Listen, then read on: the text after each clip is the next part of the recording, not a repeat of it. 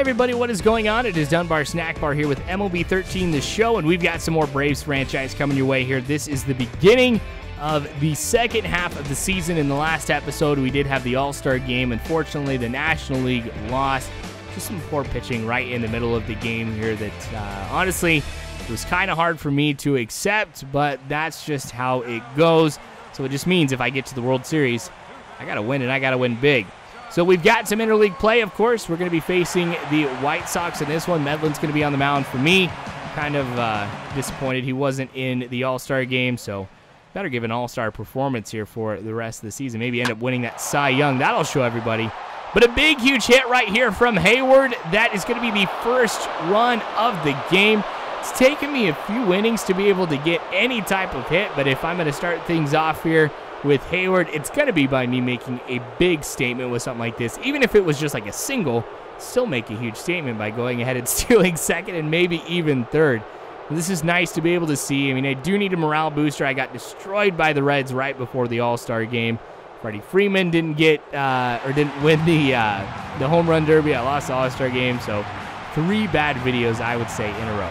But I guess the home run derby wasn't too bad, you know. It's not like I was absolutely devastated. Freeman didn't win it. I was surprised he was even there, but still not everything going my way, but that's all right. So Adam Dunn up at the plate. Here we go in the second inning. So it took me a couple innings. Sorry, I think I might have said a few earlier. It took me a couple innings to really get things going with us hitting-wise. But I don't know. I think we'll be able to just continue going strong. I know since the All-Star break, you know, there's been some changes with some teams in the game. I've gone ahead and started the suspensions here. But you won't be seeing that until we actually reach the beginning of August, because I was actually played up until that point, and then I went ahead and put in the suspensions. The way I did that is by manually injuring them, and I'll show you that a little bit later on. I might actually post that today or get that set up for sometime while I'm on vacation. So make sure you check out that Lou Gehrig video I did right before this, just so that way you kind of know what's going on. But surprise with that one. Thought I was laying down the bunt, didn't you? Not often that I go ahead and try doing something like that, but I just kind of felt like messing around, and it worked out pretty well for me. I get the single here. So B.J. Upton's on first, and with him being at 85 on the speed, yeah, I'm taking that step over, especially when I'm facing a righty. I'm going to be taking a look for that one. That one's way inside here, but I'm safe at second, and I don't think I'll go ahead and try and get over to third. Probably not the smart call, but here we go, taking a look at the team as a whole. So we've got 4 players pretty close to each other in the total amount of stolen bases, but Simmons, I think, is sitting at second right now in the National League with 34 stolen bases. So that's not bad at all. That's what I want to see out of my leadoff hitter. Just a lot of stolen bases, but hit here for the White Sox. Goes down the left field line. So it'll be a single. Hopefully Medlin gets out of this one. Still 1-0, remember that. So just one swing at the bat right now could go ahead and change the game from me being in the lead to the White Sox being in the lead. All right. So 0-1 count here is another hit. Goes out to Hayward. He's going to make the throw into Freeman, and that is why he is in the front, or he's in the running right now as the front runner for Golden Glove. All right.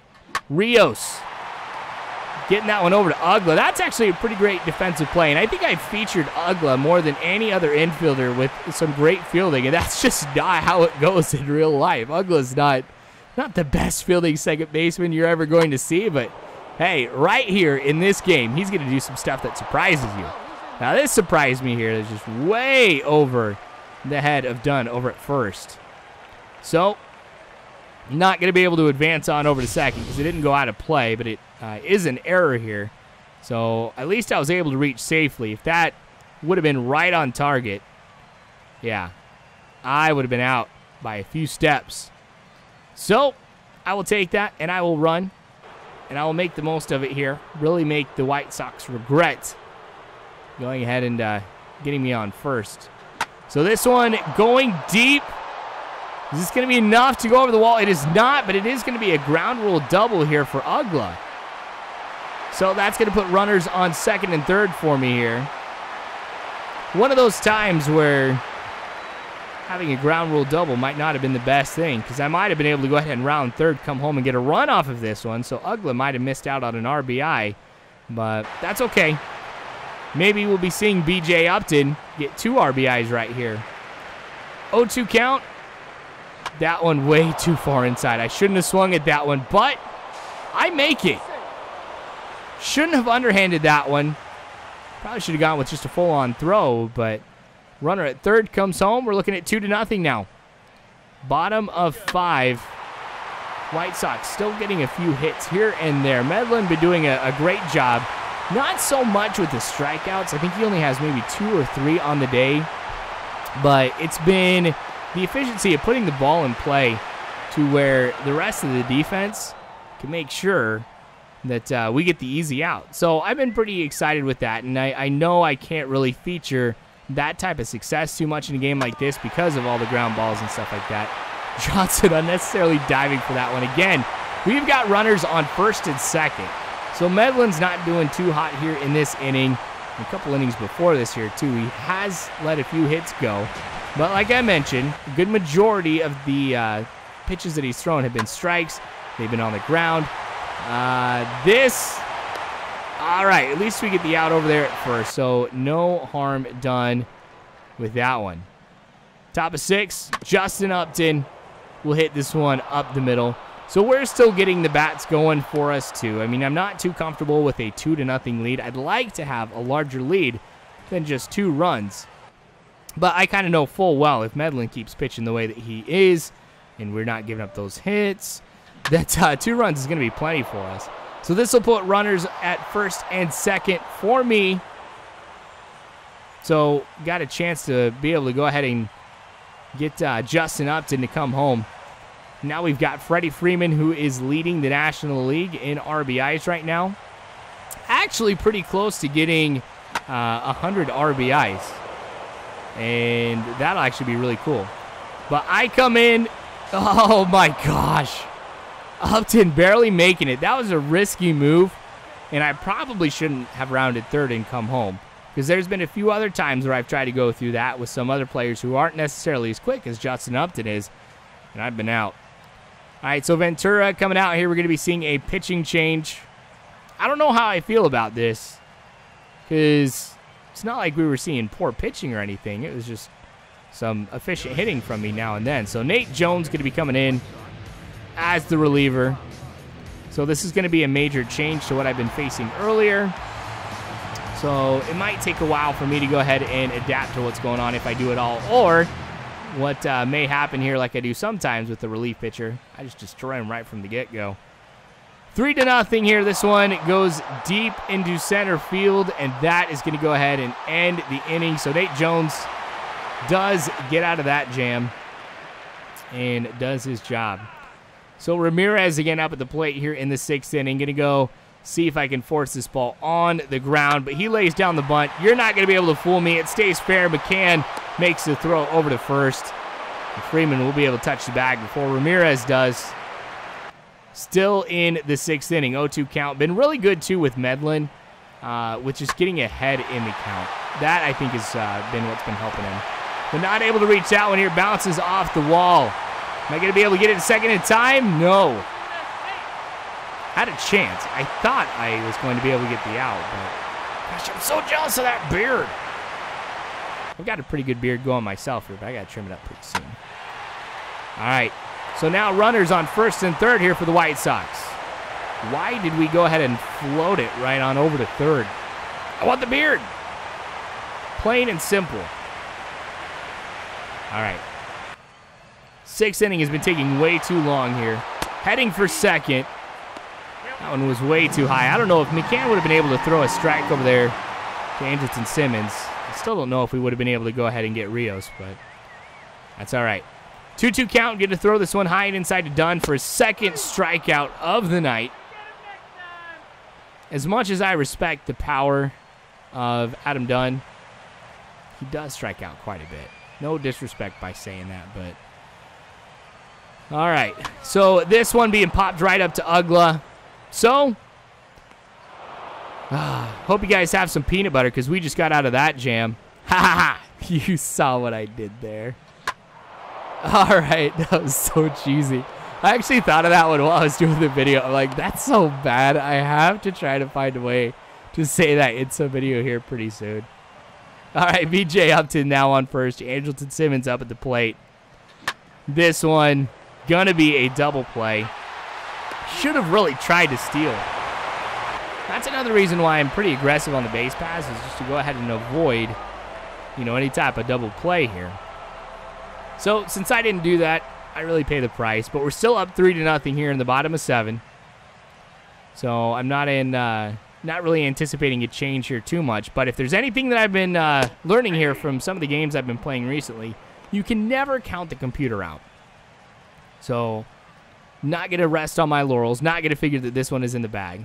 I mean, if it was 8-0, it might be a different story. I might be having a different conversation about how this game may end up altogether. But I'm worried. I'm going to play smart here and just not get cocky. That never seems to work for me.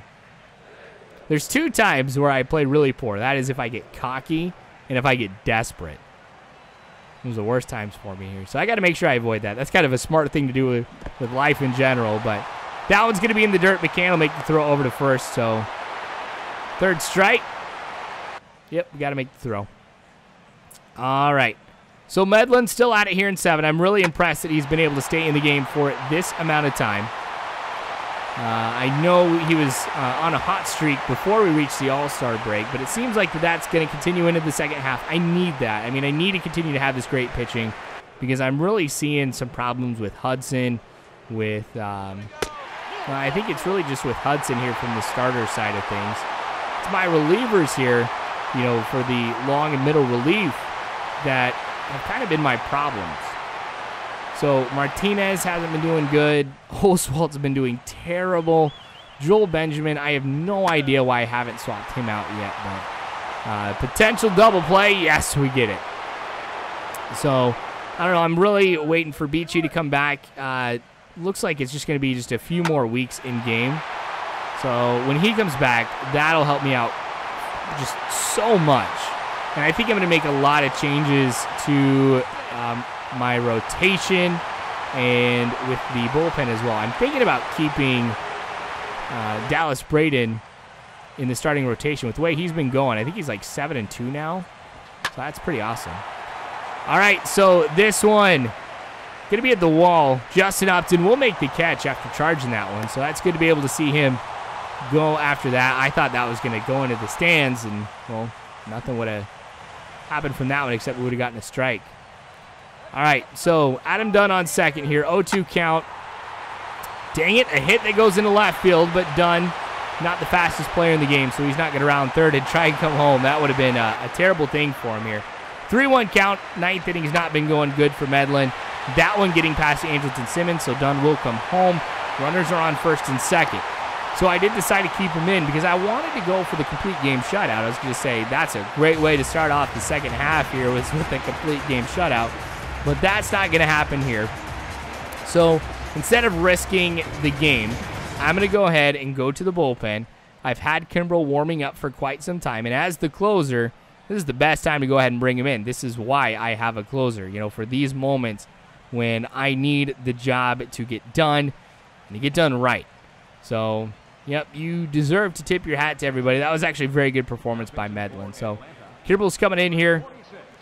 36 saves on the season so far. Him and Sergio Romo, those guys are hovering around the top spot here. They keep switching back and forth. So if I can get this taken care of here, I think I'll hold the top spot. So on the ground, double play. Took a one-hopper over to Freeman, but he gets the job done. So we are going to come away with the win. I can't believe that. I bring in Kimbrel, and it's only 2 pitches, and the game is done and over with. So that's all right. He'll get the save and really have to do little work for it.